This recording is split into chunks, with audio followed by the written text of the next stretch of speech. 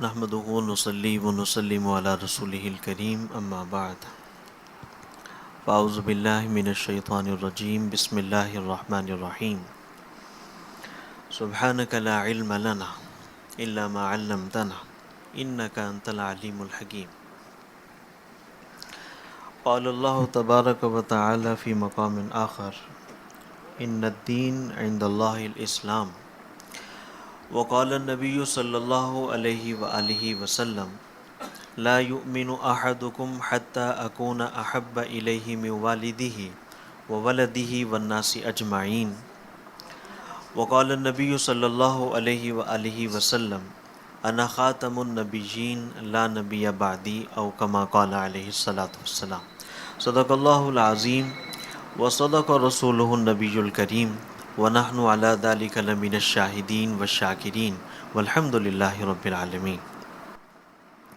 اللہ تعالیٰ کا بہت بڑا احسان اور اس کا فضل اور اس کا انعام ہے۔ اللہ تعالیٰ نے ہمیں آج اس ختم القرآن کی مجلس میں ٹھیک ہے ختم القرآن پاک کی مجلس میں مجھے آپ کو آنے کی توفیق عطا فرمائی۔ بڑا قیمتی لمحات ہیں اور اس کے جو اختتام میں دعا ہوتی ہے آپ میں جانتے ہیں کہ اللہ تعالیٰ اس کو قبولیت سے نوازتے ہیں۔ تو اصل بہانہ تو یہ ہے کہ ہم دعا میں سب شریک ہونے آئے ہیں، لیکن چند گزارشات کیونکہ حضرت نے میری ڈیوٹی لگائی، حضرت مولانا سعد صاحب دامت برکاتہم العالیہ نے، تو یہ چند گزارشات جو ہم نے بڑوں سے سبق پڑھا ہوا ہے، جو ضروری ہے اس وقت میرے لیے بھی، آپ کے لیے بھی، ہمارے بچوں کے لیے بھی، ہماری ماؤں بہنوں کے لیے بھی، کہ ہم اس سبق کو دہرا لیں۔ پڑھا تو ہوا ہے آپ نے بھی، آپ بھی جانتے ہیں، لیکن مل بیٹھنے سے، مذاکرہ کرنے سے یہ باتیں تازہ ہو جاتی ہیں۔ تو میں اپنی بات کو شروع کروں گا۔ ہمارے نبی حضرت محمد عربی صلی اللہ علیہ وآلہ وسلم اس دنیا میں آخری نبی کی حیثیت سے تشریف لائے ہیں۔ آپ جانتے ہیں سب سے پہلے نبی اس دنیا میں سیدنا آدم علیہ السلام تشریف لائے ہیں، اور سب سے آخر میں ہمارے نبی صلی اللہ علیہ وآلہ وسلم تشریف لائے ہیں۔ دیکھیں یہاں آ کر ہم ایک بات کرتے ہیں، ہماری یہ بات ہوتی ہے کہ ہاں بھائی کوئی نبی آئے گا، تو سب ہم جوش میں کہتے ہیں نہیں اب کوئی نبی نہیں آئے گا، اب کوئی نبی نہیں آئے گا۔ اس بات کا فائدہ مرزائی اور قادیانی اٹھاتے ہیں، غور سے سنیے گا۔ دیکھیں یہ وہ دور ہے، ایک دور پہلے کا تھا، پاکستان بنا تھا تو یہ جتنے لوگ ہیں مرزا اور قادیانی کے نام سے پہچانے جاتے ہیں، یہ سرے عام گھومتے پھرتے تھے، تبلیغ کرتے تھے، دروازے بجاتے تھے، لٹریچر تقسیم کرتے تھے۔ پھر ان پہ پابندی لگی، اب یہ چھپ کر رہتے ہیں لیکن کام کچھ نہ کچھ کرتے ہیں۔ تو کرتے ہیں تو کیسے کرتے ہیں یہ بھی تو پتہ ہونا چاہیے نا، یہ پتہ ہونا چاہیے کیسے کرتے ہیں۔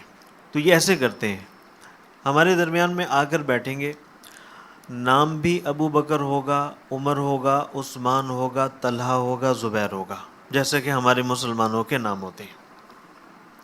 چہرے پہ داڑھی بھی ہوگی، سب کچھ ہوگا۔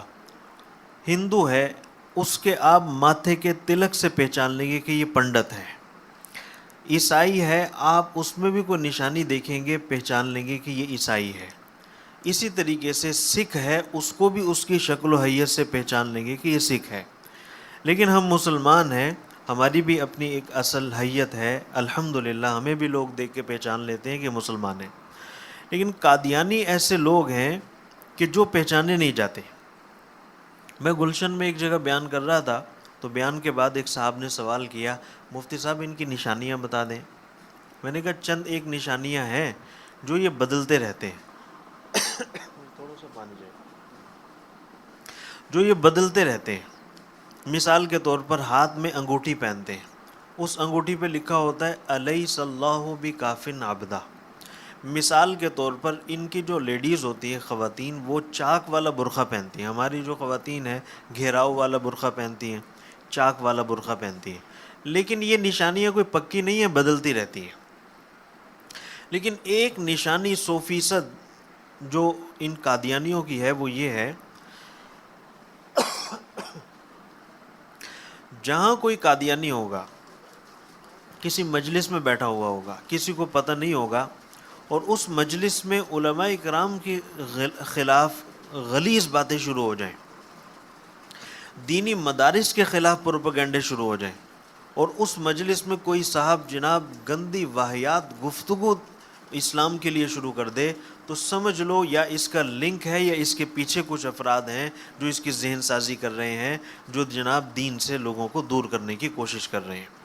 تو یہ 100% نشانی ہم کیونکہ کام کرتے ہیں، میں آپ کو بتا رہا ہوں، تو ہم یہ کہتے ہیں کہ بھئی ہمارے نبی کے بعد کوئی نبی نہیں آئے گا۔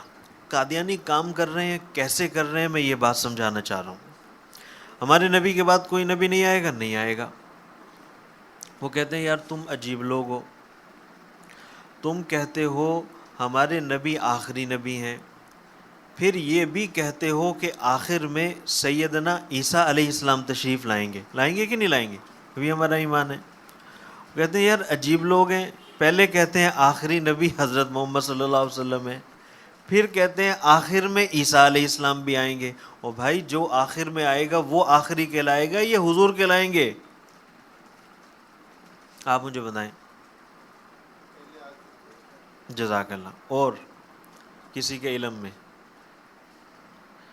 دیکھیں یہ ایسے دھوکے ہیں قادیانیوں کے جو عام طور پر لوگوں کو گھل مل کر اور جناب وہ تشویش میں ڈالتے ہیں، اور ہوتا یہ ہے، وہ کہتے ہیں بھائی تمہیں تمہارے مولوی پاگل بنا رہے ہیں، تمہیں تمہارے علماء دھوکہ دے رہے ہیں، تم یہ بھی کہتے ہو آخری نبی حضرت محمد صلی اللہ علیہ وسلم ہے، اور یہ بھی کہتے ہو کہ آخر میں عیسیٰ علیہ، بھائی جو آخر میں آئے گا وہ آخری ہوتا ہے، عیسیٰ علیہ السلام۔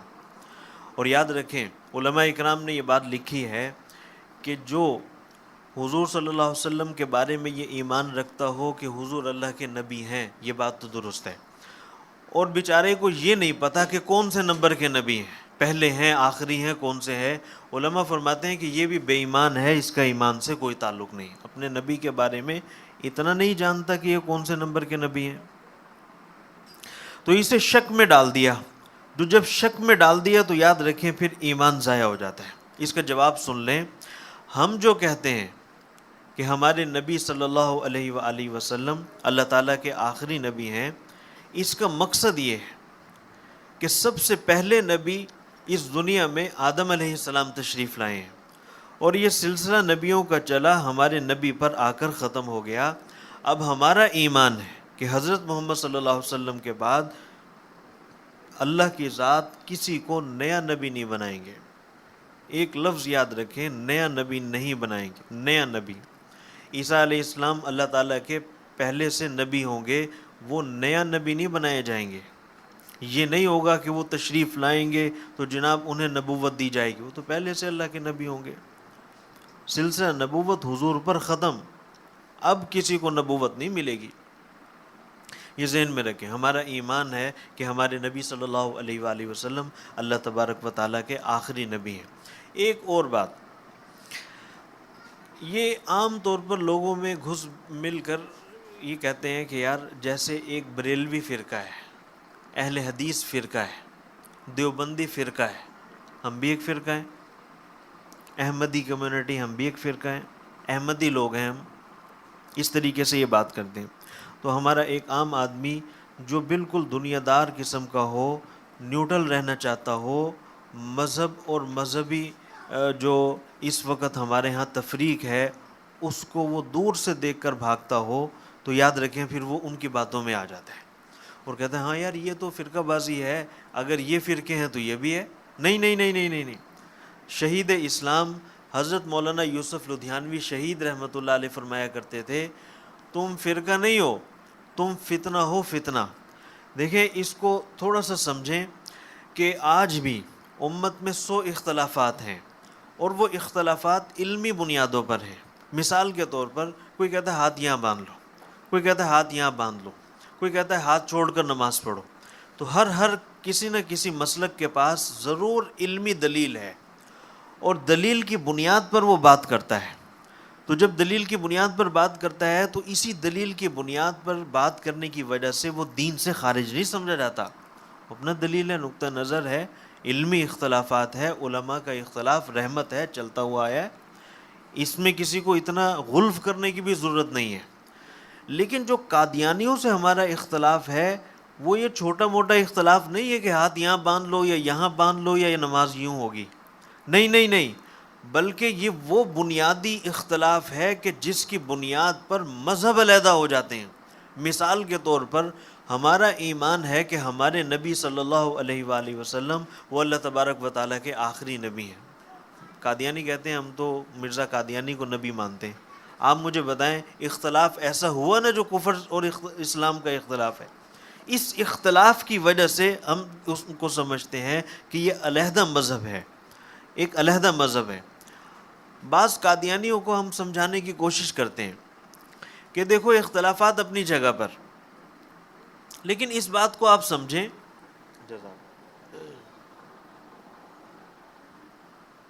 بعض قادیانیوں کو ہم سمجھانے کی کوشش کرتے ہیں، ہم کہتے ہیں اختلافات اپنی جگہ پر، چلو ایک بات سمجھ لو، وہ یہ ہے کہ سیدنا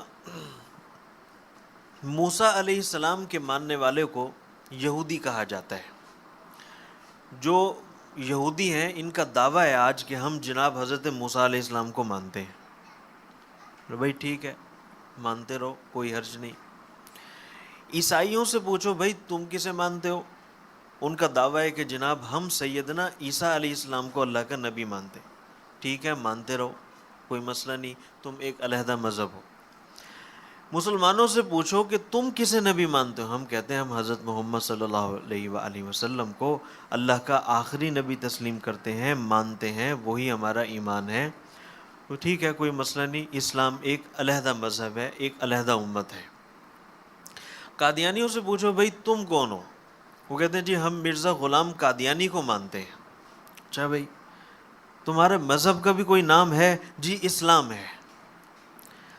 یہاں آ کر جھگڑا پیدا ہوتا ہے کہ بھائی موسیٰ علیہ السلام کے ماننے والے کو یہودی کہتے ہیں، عیسیٰ علیہ السلام کے ماننے والے کو عیسائی کہتے ہیں، حضور صلی اللہ علیہ وآلہ وسلم کے ماننے والے کو مسلمان کہتے ہیں، اور جناب قادیانی اگر بالفرض مرزا قادیانی کو مانتے بھی ہیں کہ وہ جناب ہمارا نبی ہے، مانتے رہیں، لیکن پھر اپنے آپ کو مسلمان کیوں کہتے ہیں؟ تو یہاں آ کر جناب شہید اسلام حضرت مولانا یوسف لدھیانوی شہید رحمۃ اللہ علیہ وہ مثال دیا کرتے تھے، فرماتے تھے کہ دیکھو بھائی ایک بازار میں ایک صاحب گئے گوشت خریدنے، مارکیٹ میں گئے تو انہوں نے دیکھا ایک دکان پر کتے کا گوشت لٹکا ہوا ہے، تو انہوں نے پوچھا بھائی یہ کیا ہے؟ اس نے کہا جی، دکاندار نے کہا یہ کتے کا گوشت ہے، اتنے روپے کلو ہے، لینا ہے لو، نہیں تو تمہاری مرضی۔ وہ دوسری دکان پر چلا گیا، ادھر بھی کتے کا گوشت لٹکا ہوا تھا۔ اس نے سوال کر لیا کہ ہاں بھائی یہ کیا ہے؟ تو جواب میں دکاندار کہنے لگا کہ یہ بکرے کا گوشت ہے، بکرے کا گوشت۔ جرم دونوں کا ایک جیسا ہے، یہ سخت ہے۔ پہلے کا یہ کہنا اور صاف بتا دینا کہ جناب یہ کتے کا گوشت ہے، لینا لو، نہیں لینا نہ لو۔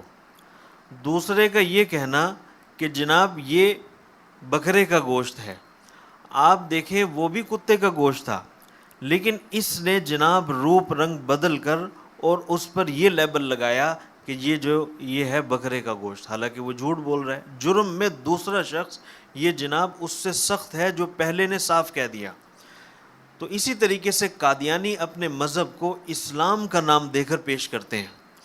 میں گفتگو کر رہا تھا کہ ہمارے نبی صلی اللہ علیہ وآلہ وسلم آخری نبی بن کر تشریف لائے ہیں، اس کا ذکر قرآن عظیم میں بھی ہے، احادیث میں بھی ہے، اور ہمارے نبی صلی اللہ علیہ وسلم کی شریعت سے پہلے جو شریعتیں تھیں وہ انبیاء سارے کے سارے بھی یہ نشانی بتاتے آئے کہ دیکھو قیامت سے پہلے آخری نبی تشریف لائیں گے، ان کی بات کو مان لینا، کامیابی اسی میں ہے۔ سارے انبیاء یہ جناب نشانی بتاتے ہوئے تشریف لائے، اور گزشتہ کتابوں میں بھی اس کا تذکرہ۔ ہمارے نبی صلی اللہ علیہ وآلہ وسلم کے صحابہ میں سے ایک صحابی رسول ہیں جن کا نام ہے حضرت سلمان فارسی رضی اللہ تعالیٰ عنہ، بڑے مشہور صحابی ہیں۔ ان کے بارے میں آتا ہے کہ یہ ایران میں پیدا ہوئے، ایران کا ایک علاقہ ہے اصفہان، اس میں یہ پیدا ہوئے۔ یہ خود اپنا واقعہ سناتے ہوئے کہتے ہیں کہ میرا باپ ایک مجوسی خاندان سے تعلق رکھتا تھا۔ میں آپ جانتے ہیں مجوسی جو ہیں وہ آگ کے پجاریوں کو کہتے ہیں، وہ آگ کو خدا سمجھتے ہیں۔ اچھا، ان کی عبادت کیا ہوتی ہے؟ ہم آئے مسجد میں، ہماری بھی عبادت کا ایک طریقہ ہے، دوسرے مذاہب کی عبادت کے اپنے اپنے طریقے ہیں۔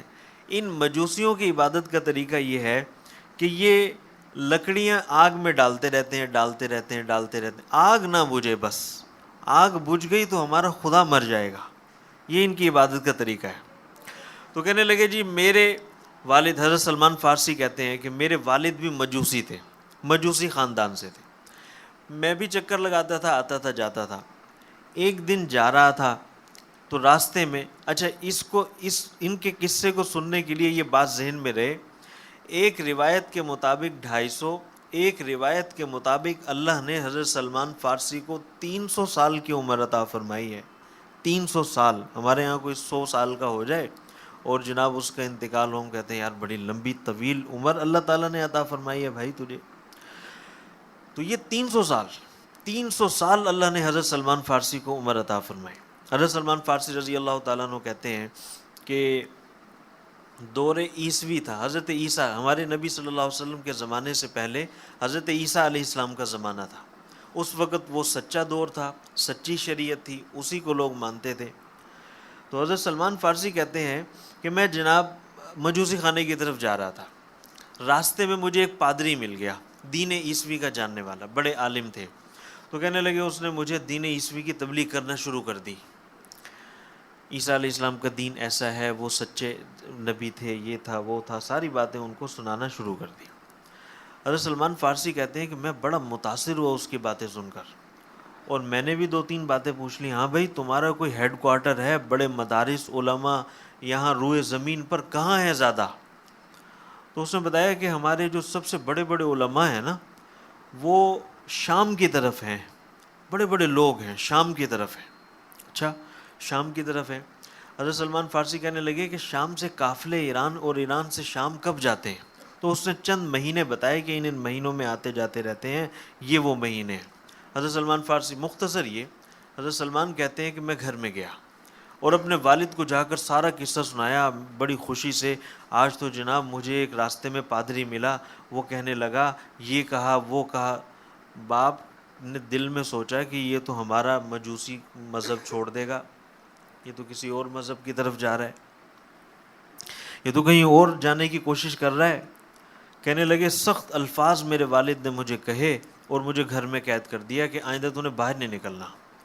تو حضرت سلمان فارسی رضی اللہ تعالیٰ عنہ کہنے لگے کہ میں گھر میں رہا، لیکن جب وہ مہینے آئے جن مہینوں میں قافلے آیا کرتے تھے، تو میں جناب ان قافلوں کا انتظار کرتا رہا، اور وہ قافلے آئے، میں گھر سے نکلا خاموشی سے، ان قافلوں میں شریک ہوا اور ملک شام کے سفر پہ چل دیا۔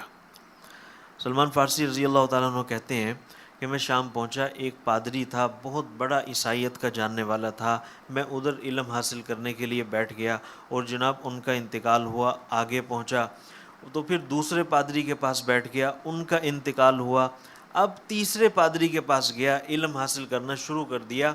جب اس کا وقت مرنے کا نزدیک آیا تو میں نے کہا بھائی بات سن، میں ایران سے چلا، اب تیرے پاس آیا ہوں، تو میرے سے پہلے 2 بندے اور بھی اس دنیا سے چلے گئے، اب تیرے پاس پہنچا ہوں، یہ بتا مرنے سے پہلے کہ اب میں کس کے پاس جاؤں؟ تو اس نے کہا سلمان بات سنو، میں روئے زمین پر عیسائیت کو اچھے طریقے سے جاننے والا ہوں، اللہ تعالیٰ نے مجھے تورات، زبور، انجیل کا علم عطا فرمایا ہے۔ تورات تو میری بات سن غور سے۔ نمبر 1 یہ کہ عیسائیت میرا علم یہ کہتا ہے کہ عیسائیت اب ختم ہو رہی ہے، اب آخری نبی حضرت محمد عربی صلی اللہ علیہ وآلہ وسلم اس دنیا میں تشریف لانے والے ہیں۔ تو سلمان جب عیسائیت ختم ہو رہی ہے تو کسی پادری کے ڈھونڈنے کی تلاش نہ کر، اب آخری نبی حضرت محمد صلی اللہ علیہ وسلم کی تلاش میں رہ، اگر اللہ نے ان کے قدموں میں تجھے پہنچا دیا تو یاد رکھ تو کامیاب ہو گیا اور تو نے سب کچھ دنیا میں حاصل کر لیا، آخرت بھی تجھے مل گئی۔ تو حضرت سلمان فارسی رضی اللہ تعالیٰ عنہ کہتے ہیں کہ میں نے اس سے کہا کچھ اور بتاؤ کہ وہ آخری نبی آئیں گے کہاں، نشانیاں کیا ہوگی، مجھے بتاؤ تو صحیح۔ تو حضرت سلمان فارسی رضی اللہ تعالیٰ عنہ کہتے ہیں کہ وہ پادری مجھے کہنے لگا، وقت ہے بس میں حضرت سلمان فارسی رضی اللہ تعالیٰ عنہ کہنے لگے کہ میں جو ہے نا ابھی ان سے پوچھ رہا تھا کہ نشانیاں بتاؤ، تو اس نے مجھے 3 نشانیاں بتائی کہ آخری نبی جو ہوں گے ان کی 3 نشانیاں ہیں۔ نمبر 1، وہ صدقہ قبول نہیں کریں گے۔ نمبر 2، ہدیہ قبول کریں گے۔ نمبر 3، ان کے دونوں کندھوں کے درمیان مہر نبوت ہوگی۔ سلمان یہ دیکھ لینا، ہماری گزشتہ کتابوں میں یہ بات اللہ تعالیٰ نے ہمیں علم بخشا ہے کہ جو آخری نبی تشریف لائیں گے ان میں یہ 3 نشانیاں ہماری کتاب، یہ میں قرآن اور حدیث کی نشانیاں نہیں بیان کر رہا، یہ اس عیسائی پادری کا تذکرہ کر رہا ہوں جو دین عیسوی کا جاننے والا تھا، تورات کا جاننے والا تھا، زبور کا جاننے والا تھا، اور اس کے ذیل میں اس نے یہ 3 نشانیاں بتائی۔ سلمان یہ 3 نشانیاں، جاؤ مدینے میں جا کے ان سے مل لینا۔ حضرت سلمان فارسی کہتے ہیں مختصر یہ، میں مدینہ منورہ پہنچا، اللہ کے نبی علیہ الصلوۃ والسلام کی خدمت میں پہنچا، اللہ تعالیٰ نے مجھے پہنچا دیا، میں نے اب آزمانا شروع کیا۔ میں نے جناب حضور کی خدمت میں چند کھجوریں لے کر حاضر ہوا اور میں نے کہا یا رسول اللہ آپ کے لیے ہدیہ لایا ہوں۔ حضور نے خود بھی تناول فرمائی، صحابہ کرام بھی تشریف فرماتے، انہیں بھی کھلائی۔ اب جناب تھوڑی سی کھجوریں اگلے دن لے کر پہنچا، میں نے کہا یا رسول اللہ آج صدقہ لایا ہوں۔ حضور نے فرمایا ہم صدقہ نہیں لیتے۔ کہنے لگے 2 نشانیاں تو پوری ہو گئی، تیسری نشانی جب میں دیکھنے کے لیے آتا مہر نبوت تو کہہ بھی نہیں سکتا تھا دکھاؤ، اور جناب وہ چادر مبارک کوئی یا کرتا مبارک بدن پر ہوتا نظر نہ آتا۔ لیکن ایک وقت آیا کہ میں نے آ کر دیکھا اللہ کے نبی کسی کو دفنانے کے لیے تشریف لے گئے، تو میں نے جا کر دیکھا تو وہاں پر آپ قبر مبارک کے قریب کھڑے تھے، آپ کے کندھے مبارک پر چادر مبارک تھی جو نیچے ہوتی تھی اوپر ہوتی۔ میں نزدیک جیسے ہی ہوا تو اللہ کے نبی علیہ الصلوۃ والسلام نے یوں گردن گھما کے میری طرف دیکھا اور فرمایا سلمان آجا بھائی، یہ ہے وہ مہر نبوت جو تجھے دیکھنا چاہتا تھا۔ یہ اللہ کے نبی صلی اللہ علیہ وسلم کی محبت ہے، خدا کی قسم جو 1450-1500 سال بعد بھی ہماری سن کے یہ آنکھیں نم ہو جاتی ہیں۔ بھلا کوئی قادیانی مرزائی ان کی محبت ہمارے دل سے نکال سکتا ہے؟ کبھی بھی نہیں نکال سکتا۔ یہ ہمارا ایمان ہے، اس لیے ہمارے نبی صلی اللہ علیہ وسلم نے ارشاد فرمایا لا یؤمن احدکم حتی اکون احب الیہ من والدہ وولدہ والناس اجمعین۔ یاد رکھو تم اس وقت تک مسلمان ہو ہی نہیں سکتے جب تک کہ سب سے زیادہ محبت مجھ سے نہ کر لو، اور جب محبت ہوتی ہے تو یاد رکھیں حضور اکرم صلی اللہ علیہ وسلم سے محبت یہ ایمان کی بنیاد ہے، حصہ نہیں ہے۔ ختم نبوت کا یہ بعض لوگ ہم سنتے ہیں کہتے ہیں ختم نبوت ہمارے ایمان کا حصہ ہے، بھائی حصہ نہیں ہے، بنیاد ہے، بنیاد۔ حصہ یہ ناخون ہے، کٹ گیا پھر بھی انسان زندہ رہ سکتا ہے، انگلی ہے، کوئی اور ہمارے جسم کے اعضاء ہیں، یہ حصے کہلاتے ہیں۔ یہ اگر خدا نہ خواستہ حرکت کرنا چھوڑ دیں پھر بھی گنجائش ہے کہ انسان زندہ رہ سکتا ہے، لیکن بنیادی چیز جو دماغ ہے خدا نہ خواستہ یہ حرکت کرنا بند کر دے تو پھر جناب انسان زندہ نہیں رہ سکتا۔ تو ہمارے جو نبی صلی اللہ علیہ وسلم سے متعلق عقیدہ ہے کہ ہمارے نبی آخری نبی ہیں، یہ ایمان کی بنیاد ہے، بنیاد۔ اس بنیاد کے بغیر ایمان مکمل نہیں ہو سکتا، یہ ہم سب مسلمانوں کا ایمان ہے۔ اللہ تبارک و تعالیٰ مجھے آپ کو ہم سب کو سنی گئی کہی گئی باتوں پر عمل کرنے آگے پہنچانے کی توفیق عطا فرمائی۔ مختصر وقت میں بڑی تیزی سے بہت سی باتیں بے جوڑ سی کر گیا، اللہ تعالیٰ میرے لیے آپ کے لیے ہم سب کے لیے نجات کا ذریعہ بنائے۔ وآخر دعوانا الحمدللہ۔ دعا فرمائیں۔ الحمدللہ رب العالمین والصلاة والسلام علی اشرف الانبیاء وخاتم النبیین، اللہ لا الہ الا هو الحی القیوم وإلہکم الہ واحد لا الہ الا هو الرحمن الرحیم۔ یا رب لک الحمد کما ینبغی لجلال وجہک وعظیم سلطانک، یا رب لک الحمد کما ینبغی لجلال وجہک وعظیم سلطانک۔ ربنا آتنا فی الدنیا حسنہ وفی الآخرۃ حسنہ وقنا عذاب النار۔ ربنا ظلمنا انفسنا وإن لم تغفر لنا وترحمنا لنکونن من الخاسرین۔ اے اللہ ہم بہت گناہ گار ہیں، سب کے گناہوں کو معاف فرما دیجیے، حضور اکرم صلی اللہ علیہ وسلم کی شفاعت نصیب فرما دیجیے۔ کل قیامت کے دن آپ علیہ الصلاۃ والسلام کے دست مبارک سے حوض کوثر پینا نصیب فرما دیجیے۔ اے اللہ ہمارے بھی ایمان کی حفاظت فرما دیجیے، ہمارے گھر والوں کے ایمان کی بھی حفاظت فرما دیجیے، ہمارے بچوں کے، بوڑھوں کے، جوانوں کے، سب کے ایمان کی حفاظت فرما دیجیے۔ اے اللہ جو لوگ پریشان حال ہیں ان کی پریشانیوں کو دور فرما دیجیے، جو مریض ہیں ان کے مرض سے ان کو شفا نصیب فرما دیجیے۔ یا اللہ جو لوگ دنیا سے رخصت ہو گئے، خصوصاً ہمارے والدین، ہمارے اساتذہ کرام، تمام کی مغفرت فرما دیجیے۔ یا اللہ جو لوگ قرآن پاک کے اس مجلس میں شریک ہوئے، ہم سب کے لیے حضور اکرم صلی اللہ علیہ وسلم کی شفاعت کے حقدار بنا دیجیے۔ اے اللہ جو پڑھا گیا، سنا گیا، محض اپنے فضل و احسان سے قبول فرما لیجیے۔ یا اللہ ہم سب کا خاتمہ بالخیر ایمان پر فرما دیجیے۔ وصلی اللہ تعالی علی خیر خلقہ محمد وعلی آلہ وصحبہ اجمعین برحمتک یا ارحم الراحمین۔ جزاکم اللہ۔